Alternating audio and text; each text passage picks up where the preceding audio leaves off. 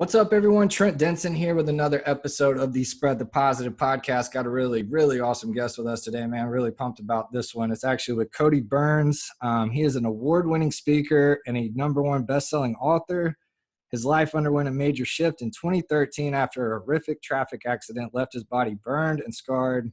After years of countless surgeries and innumerable physical and emotional hurdles, Cody has since founded his own nonprofit, the Byrns Foundation, and is on a mission to spread the story of inspiration, hope, and recovery to everyone he meets. Needless to say, that's everything Spread the Positive and what we're all about here, man. So, Cody, pumped to get into your story, what you got going on now, and just kind of how you tie in some of the typical Spread the Positive topics and just our kind of core values on how to, maintain a mental or a positive mindset and all that stuff. So welcome to the show, man. Oh my gosh. Well, thank you for having me. So glad to be here. Absolutely. So typically how we like to do it, just kind of take us back, early passions, childhood, what that was like, kind of how you developed who you are as a person and kind of what led you to where you are now. All right. Yeah. Well, I'm originally from Southern Indiana. I now live in Tampa, Florida. And growing up, our house was in the middle of a cornfield. Okay. And so that movie, Children of the Corn, I take that. I guess I can relate to that. That's horrible. All right. Sorry for the listeners that you may have lost since I said that. You're good, man. But I come from a simple family. We, country family, very laid back, great family. Let's see. At a young age, I had a very interesting imagination, and I fell in love with going to the circus. My family took me to the circus when I was really young. Cool. And I also come from a Christian family, I might add. And so when I went to the circus, though, I seen some jugglers and clowns, and I fell in love with this, and I said, I want to do that. And so eventually, after the circus, Mom and Dad bought me some juggling balls, and I taught myself how to do it. Nice. And while attending church, I got to go to a kids camp, and this kids camp was up in Indiana, Hartford City, Indiana, if any of the listeners may know. And so I went there, and you can imagine there's hundreds of us kids all coming in, and they had a camp speaker, and that camp speaker also juggled. And so instantly it got my attention, but then I also seen how this speaker wasn't just up on stage to receive self-glorification, but he was up there to really give a message of value to us kids. Yep. And so that stuck with me as a little boy, and something on the inside of me in that moment just said, you know what, that's what I'm going to be doing someday. And so all through my young years, I just developed these interests. Everybody else was into sports. I tried some. I was just horrible. Yeah. So I was just one of those weird kids, and I still am. And so all through school, I worked on my craft, and I began getting paid doing what I'm doing. And then after high school, I went to a ministry program in Rockford, Illinois, and graduated from that. And then I took additional schooling out of Indianapolis and got my pastoral credentials. Wow. Became a children's pastor, along with traveling the country, doing children's camps, doing all kinds of crazy stuff. I even got to do a few circus events. I never toured with the circus, but it was so fun. Cool. It was kind of like, I dug it, man. It was a blast. I mean, having that early dream of, the circus fascination. That's cool, man. Sorry, Dano. That's really no, cool. Man. It's good, but yeah. So I was doing that in my early 20s, and let's see, at 23 years old is really where my story begins to take a big shift. And I always had a vision to really want to give hope to people, and my vision was to impact people internationally. I knew it was going to be more than just, Southern Indiana, even in the United States. And so I always had that goal. And it was on May 31st, 2013. I was, children's pastor traveling. I just gotten back from doing mission work in Cuba. And, just 23, you're healthy, you're fit, you got your whole life ahead of you. I'm after my purpose, my vision for myself. And I was stopped at a red light on the highway. It was a Friday afternoon. I just had a meeting that morning. I was going back to my church office, and it was me at this red light that my entire life as I knew it would come to a stop. And I was rear-ended by a refrigerator box truck that did not stop. And on impact of the truck hitting my car, my vehicle blows up into flames. And so when the first responders came to the scene, just by the looks of it, they said it's a fatality. And so by the images, it's interesting. The sheriff's department took hundreds of photos. Yeah. And, if people would try to describe what happened to me, I'd be like, you're kidding me, really? And even if I tell people to this day, they're like, you went through all that? If I didn't have the images, people would be like, they wouldn't believe me. Wow. But there are some images available out there on Google and so forth. You type in Cody Byrns accident, things pop up. But it was crazy. And so they done called the coroner, and they was just preparing that, this is all right, a body recovery. And anyhow, somehow or another, they saw my hand move, and they changed their plans. And it still to this day boggles the first responders. I mean, I'll have, the firefighters, police department, they all come to me in tears, sharing with me how this really still to this day has impacted them. Wow. And so it took them a good hour to get me out of this thing. And then they life flighted me to a hospital in Evansville, Indiana. And then they discovered that I've got severe burn injuries, so they needed to redirect me to a burn unit. They searched all over, and there was one bed available in Indianapolis. And so they life flighted me to the burn unit there. And it would be there where I was placed into a coma on full life support for 3 weeks. I did have severe burn injuries. My face had second-degree burns, which second-degree doesn't scar.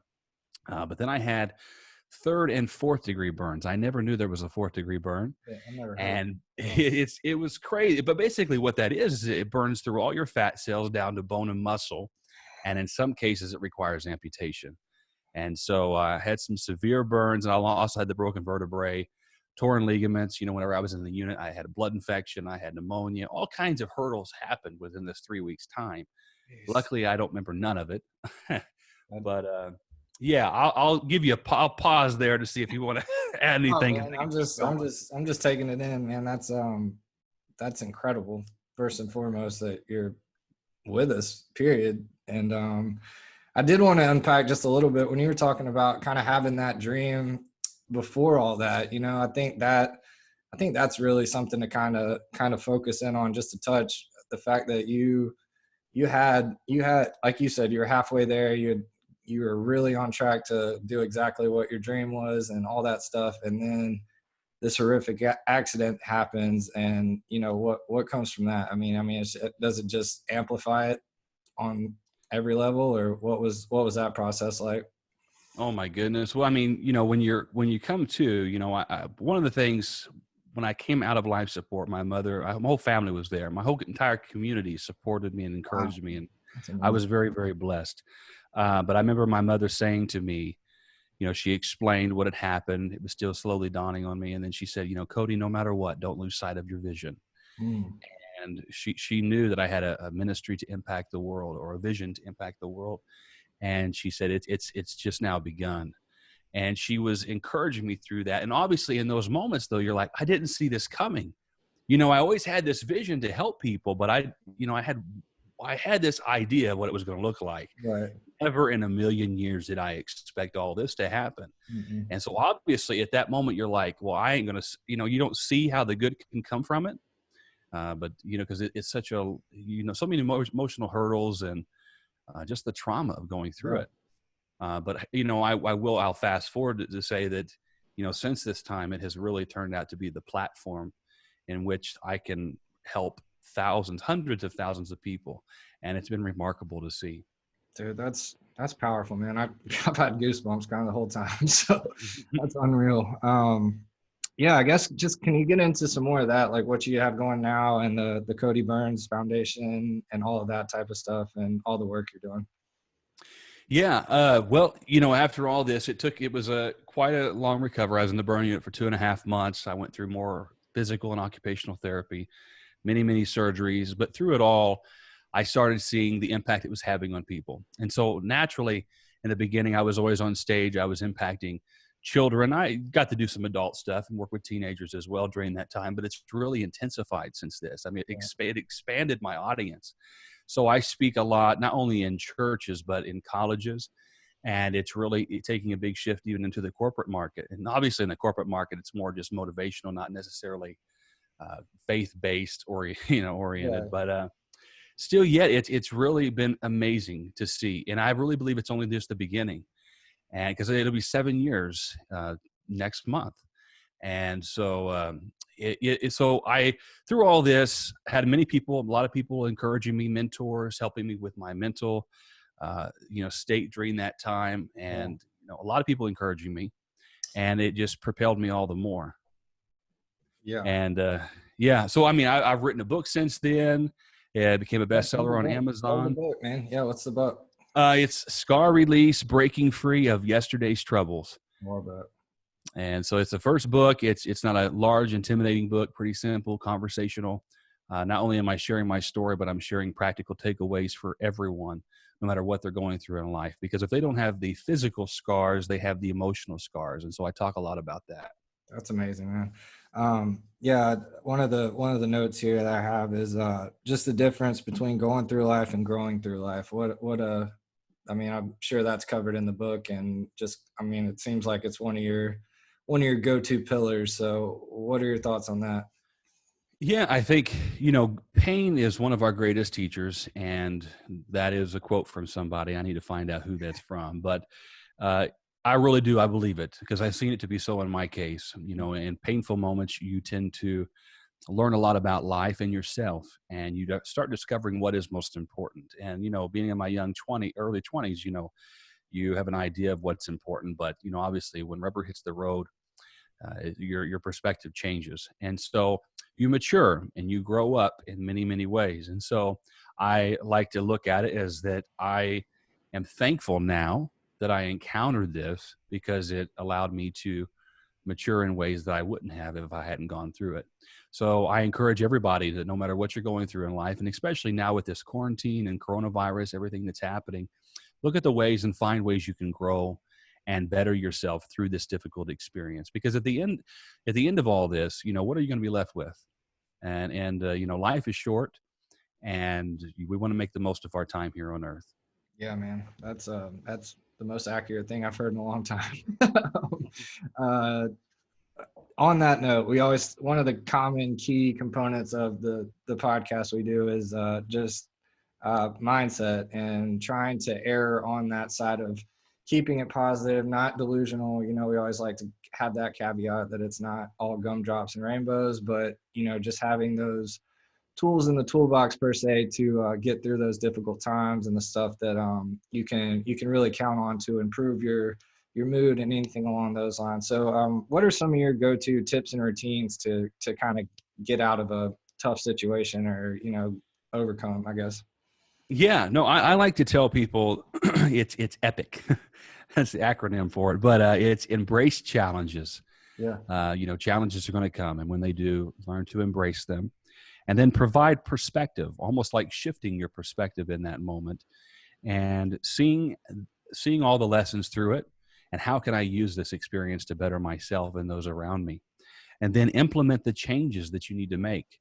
And then I also like to talk about celebrate and serve. So once you went through all of this and applied those lessons and the change needed, celebrate your story, celebrate that you're here, you have another day on earth, and at the same time, take the lessons you've learned, share them with others, and serve others. Man. That was epic in itself right there, man. Yes, I've never heard that. Did you come up with that? I did. Man, that's stout. That is stout. I love that. Wow, just you got to be epic about it. That's right. I love it, man. Yes, dude, to all of that. And I think from personal experience, I think that C that you mentioned is one of the ones that has helped me the most, and it's kind of been a pretty big part of anything that's come from Spread the Positive, although it's not massive by any means. It carries some weight with certain circles, and I firmly believe that C part of what you just said is one of those things you can always count on to help you in a situation. I mean, I've seen those articles like the greatest kept secret for antidepressants is volunteering. Like I feel like people like us have known that for a long time, and it's important to kind of share how easy that can be, quote unquote, and how rewarding at the same time. So man, I really appreciate how you said that, dude. It kind of got me in my feels right now.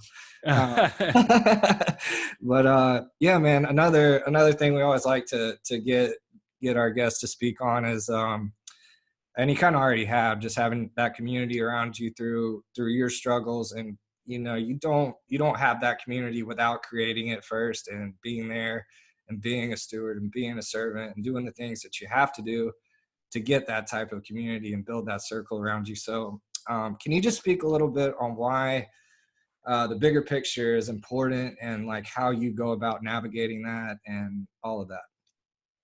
Yeah.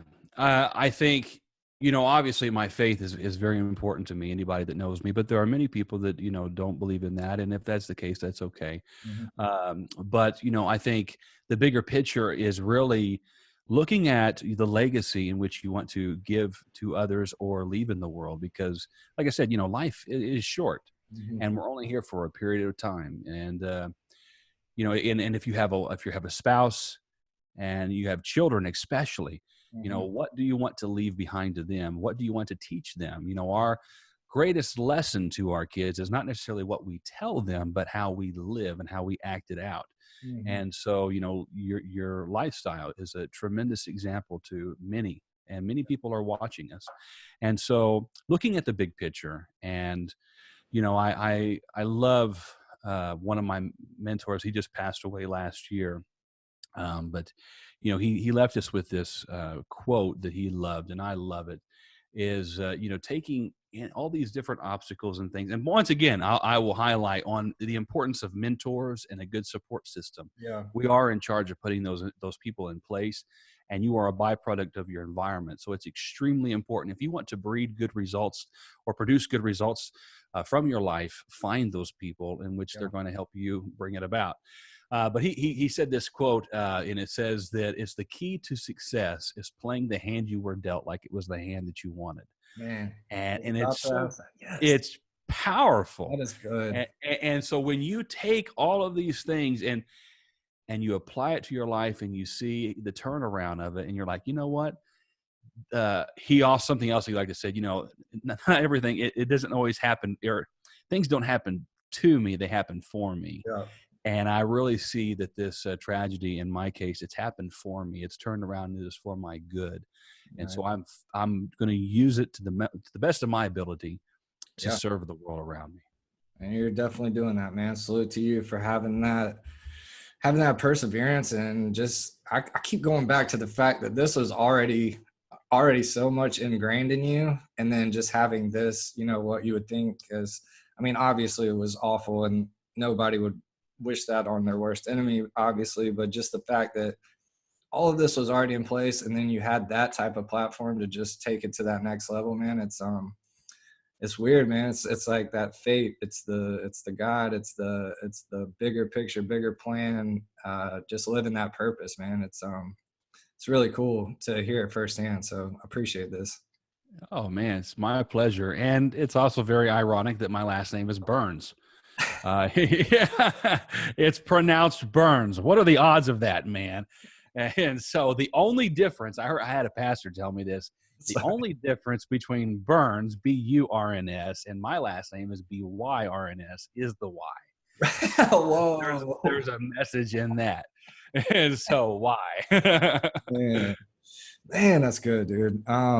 So what else do you have going on now? I know quarantine and COVID's got everybody kind of figuring out the new normal, but what's that new normal going to look like for you think? Well, for me, it's, I'm doing a lot of podcast and trying to find ways to get the message of hope out there. And, I think a lot of people, it's really going to, well, this whole thing, it's really changed a lot. Mm-hmm. Whether you're a speaker, I have a lot of friends in the entertainment world, things have changed for them. And so I think it will pass eventually. Mm-hmm. And so my plan is that right now I'm using this to not only better myself physically, emotionally, but also preparing for the next stages of what I want to be doing. And so I've already hired an assistant to help me. We're looking to really hit the corporate market hard for 2021. And so we're doing a lot of scheduling and prepping for that. And, also looking into the possibilities of maybe doing an event of my own someday. Okay. However, I do know that it's going to be within time, because Right. the Right. social distancing thing has, it's flat presented some obstacles. Yeah, that those events were pretty integral to what we were doing too. So trying to navigate that too. I just trying to stay hopeful. You know, like I really I want to be sensitive with these comments, but I really think we're gonna be able to have that new normal and get used to this stuff. I know it's kind of like that, you know, a bust, you know, just like getting hit by a brick wall, but I don't know. I mean, what are your thoughts on that? I know it's a kind of that hot topic of the moment, but me personally, and I know, you know, like you being such a person of faith and whatnot, like kind of always been under the assumption, presumption that God's got this, and it is. It's always been like this stuff has happened over the course of time so much that it's literally just it was one of those things that needed to happen, like had to happen. I hate to call it that, but something like a great cleanse or reset or something like that. What are your thoughts on that? I could see that. Yeah, I think if anything, it's a wake up call for people all around the world, and they can look at it however they wish. I choose to see things through a lens of positivity There we go. and bettering myself and society. Although it's very unfortunate to see the lives that have been lost and the lives that are affected because of this tragedy. And I do believe, in the end, God will direct things Mm-hmm. accordingly. I don't believe God does harmful things to people. I believe he allows things to happen.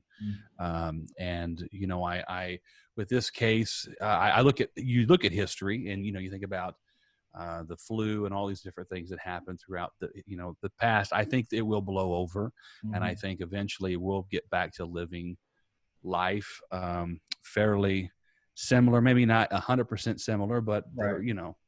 within reason. I think it'll be we're going to get through it. I think it'll be all good in the long run. I'm right there with you, man. I echo those statements. I verbatim. It's exactly where I'm at with it all. Um, I don't think I'd be all right if I didn't, if I didn't go about it with that approach, because it's kind of the only way I know. So, but yeah. Anyway, man. A couple other kind of closing questions we always like to ask our guests here.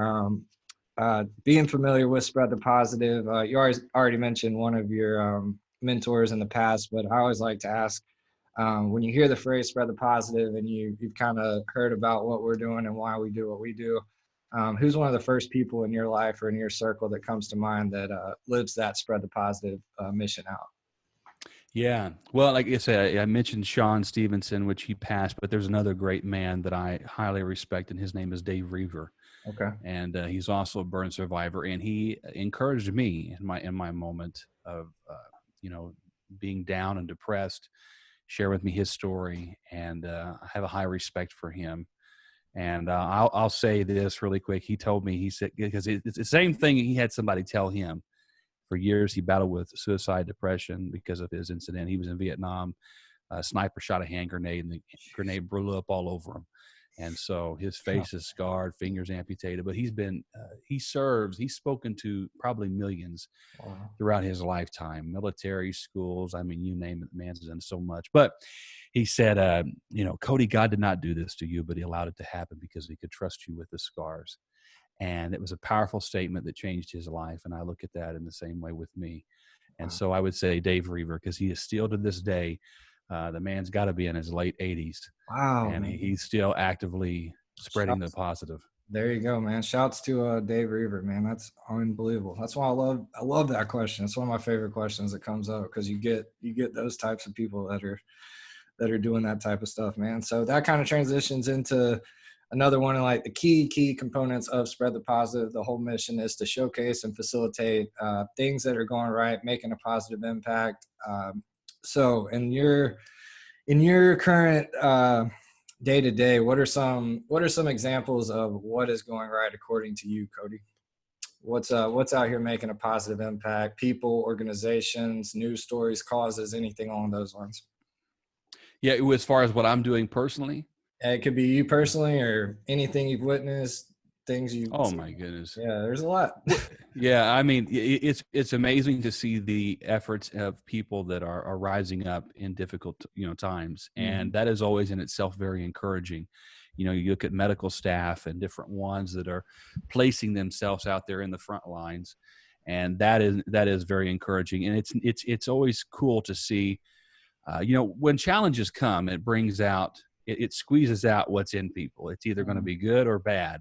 And, obviously you see some bad, but surprisingly, there's a lot of good still in today's world. And there's still a lot of good in people's hearts. And so that is very encouraging. Yeah, man, I couldn't agree more. And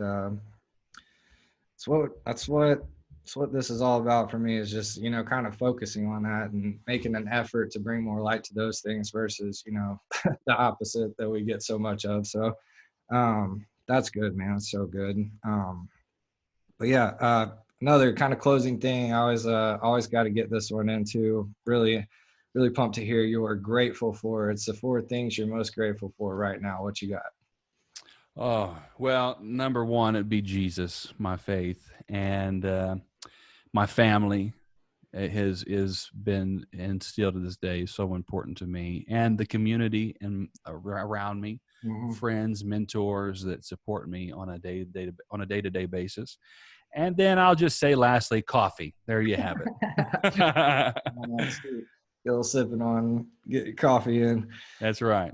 I hear you, man. Well, Cody, man, I appreciate you. I appreciate your message and what you're doing and how passionate you are about what you're doing. And it's blatantly obvious to see that it's the most pure, comes from your heart and exactly what you're supposed to be doing, man. So thank you for taking the time. Thank you for what you're doing. And if there's anything else, go ahead and, tell people everywhere we can follow you, anywhere we can help, support the stuff you got going on or anything like that. Yeah. Well, you go to my website. There's CodyByrns.com, CodyByrns.com. I'm available on all social media, Instagram, Facebook, Twitter, at the Cody Byrns. And my book is available on Amazon. There's also a link on my website that can take you there.